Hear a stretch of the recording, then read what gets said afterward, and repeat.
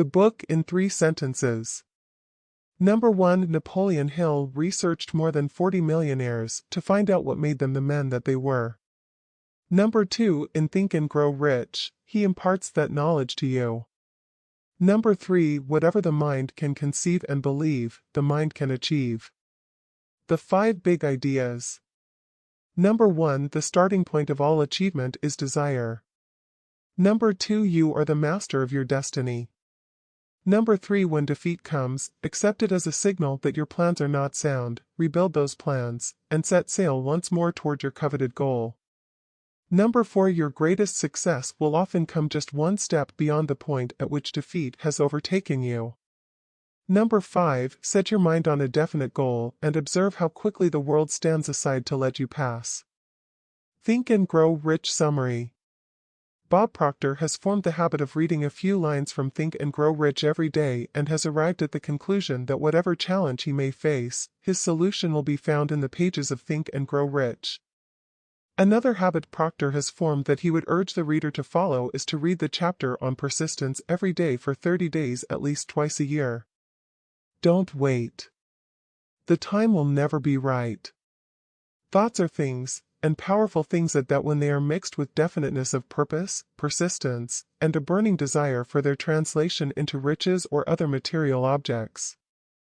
Hill learned from years of experience with men that when a man really desires a thing so deeply that he is willing to stake his entire future on a single turn of the wheel in order to get it, he is sure to win. What a different story people would have to tell if only they would adopt a definite purpose and stand by that purpose until it had time to become an all-consuming obsession.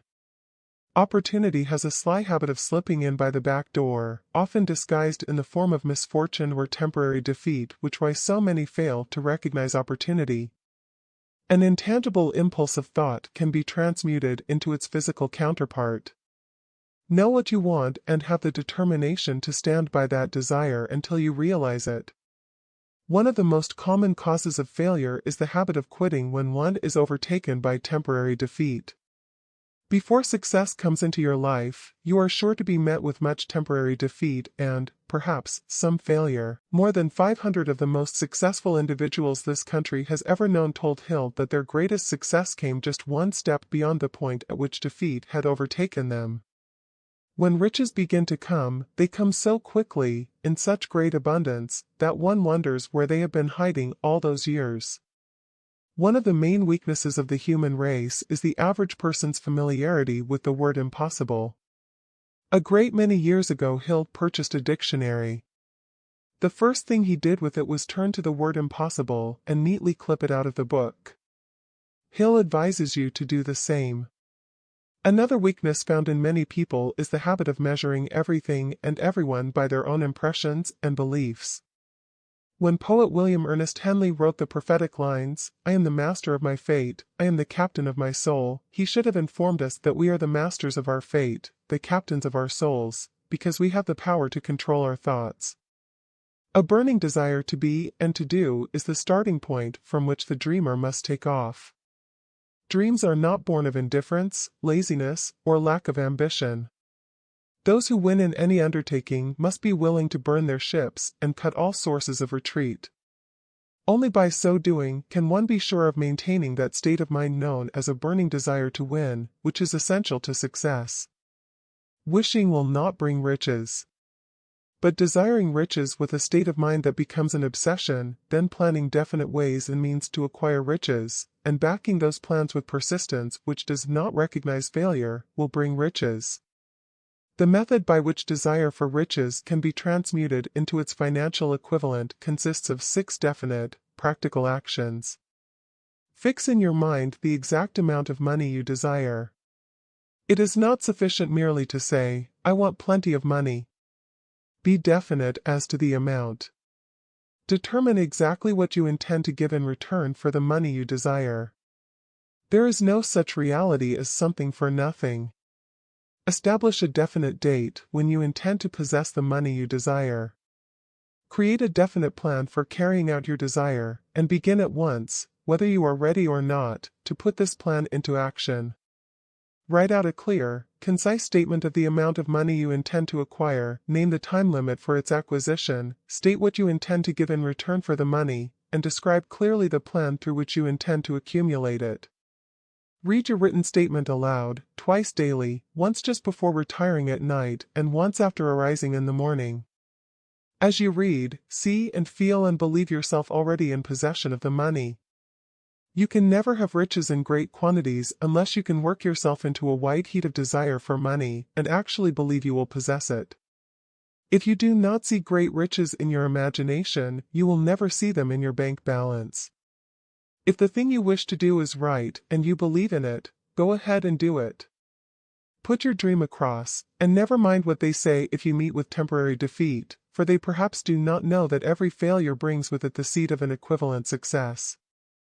You may have been disappointed, you may have suffered setbacks and defeat during hard economic times, you may have felt the great heart within you crushed until it bled. Take courage, for these experiences have tempered the spiritual metal of which you are made, they are assets of incomparable value. All who succeed in life get off to a bad start and pass through many heartbreaking struggles before they arrive. No one ever is defeated until defeat has been accepted as a reality. There is a difference between wishing for a thing and being ready to receive it. You are never ready for a thing until you believe you can acquire it.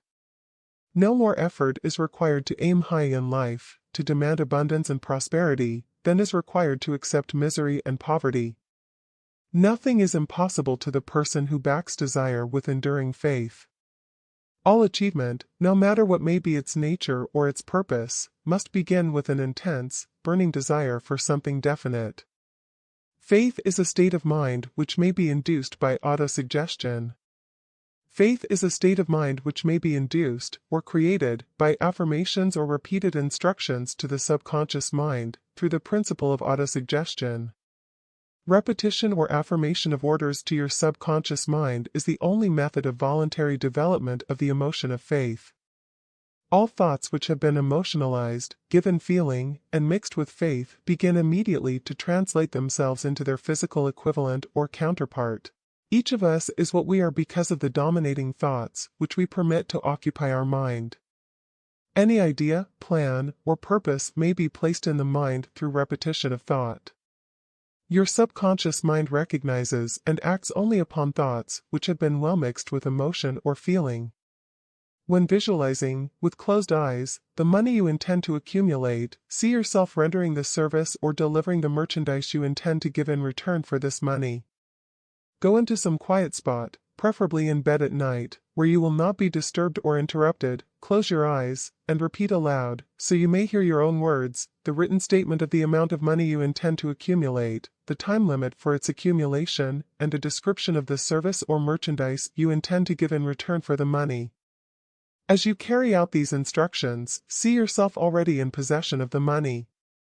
For example, suppose that you intend to accumulate $500,000 by the 1st of January, 5 years hence, that you intend to give personal services in return for the money in the capacity of a sales representative.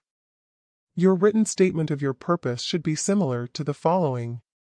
By the 1st day of January, here state the year, I will have in my possession $500,000, which will come to me in various amounts from time to time during the interim. In return for this money, I will give the most efficient service of which I am capable, rendering the fullest possible quantity, and the best possible quality of service in the capacity of selling. Describe the service or merchandise you intend to sell. I believe that I will have this money in my possession. My faith is so strong that I can now see this money before my eyes. I can touch it with my hands. It is now awaiting transfer to me at the time and in the proportion that I deliver the service I intend to render in return for it. I am awaiting a plan by which to accumulate this money, and I will follow that plan when it is received. Repeat this program night and morning until you can clearly visualize, in your imagination, the money you intend to accumulate. Place a written copy of your statement where you can see it night and morning, and read it just before retiring and upon arising until it has been memorized. There are two kinds of knowledge. One is general, the other, specialized. General knowledge, no matter how great in quantity or variety it may be, is of but little use in the accumulation of money. Knowledge is only potential power. It becomes power only when, and if, it is organized into definite plans of action and directed to a definite end. The individual who can organize and direct a mastermind group of people who possess knowledge useful in the accumulation of money is just as educated as anyone in the group. Remember that if you suffer from a feeling of inferiority because your schooling has been limited, your major purpose in life, the goal toward which you are working, will help determine what knowledge you need. As knowledge is acquired, it must be organized and put into use, for a definite purpose, through practical plans. Knowledge has no value except that which can be gained from its application toward some worthy end. Successful people, in all callings, never stop acquiring specialized knowledge related to their major purpose, business, or profession. The person who stops studying merely because he or she has finished school is forever hopelessly doomed to mediocrity, no matter what that person's calling. The way of success is the way of continuous pursuit of knowledge. We rise to high positions or remain at the bottom because of conditions we can control if we desire to control them. Anybody can wish for riches, and most people do, but only a few know that a definite plan, plus a burning desire for wealth, are the only dependable means of accumulating wealth. The only limitation is that which one sets up in one's own mind. Ideas can be transmuted into cash through the power of definite purpose, plus definite plans. Riches, when they come in huge quantities, are never the result of hard work. Riches come, if they come at all, in response to definite demands, based upon the application of definite principles, and not by chance or luck. Success requires no apologies. Failure permits no alibis. Your achievement can be no greater than your plans are sound. No follower of this philosophy can reasonably expect to accumulate a fortune without experiencing temporary defeat. When defeat comes, accept it as a signal that your plans are not sound, rebuild those plans, and set sail once more toward your coveted goal. A quitter never wins, and a winner never quits. A follower cannot reasonably expect the compensation to which a leader is entitled, although many followers make the mistake of expecting such pay. Most great leaders began in the capacity of followers. They became great leaders because they were intelligent followers. The person who can follow a leader most efficiently is usually the one who develops into leadership most rapidly. An intelligent follower has many advantages, among them the opportunity to acquire knowledge from his or her leader. Most people go through life as failures because they habitually wait for the time to be right to start doing something worthwhile. Before you even start to negotiate for a readjustment of your salary in your present position or seek employment elsewhere, be sure that you are worth more than you receive. Many people mistake their wants for their just dues. Genuine wisdom is usually conspicuous through modesty and silence. Riches do not respond to wishes. They respond only to definite plans, backed by definite desires, through constant persistence. When a group of individual brains are coordinated and function in harmony, the increased energy created through that alliance becomes available to every individual brain in the group. The years between 40 and 50 are, as a rule, the most fruitful. Individuals should approach this age not with fear and trembling, but with hope and eager anticipation. Positive and negative emotions cannot occupy the mind at the same time. The 7 major positive emotions. Number 1, desire. Number 2, faith. Number 3, love. Number 4, sex. Number 5, enthusiasm. Number 6, romance. Number 7, hope. The 7 major negative emotions, to be avoided. Number 1, fear. Number 2, jealousy. Number 3, hatred.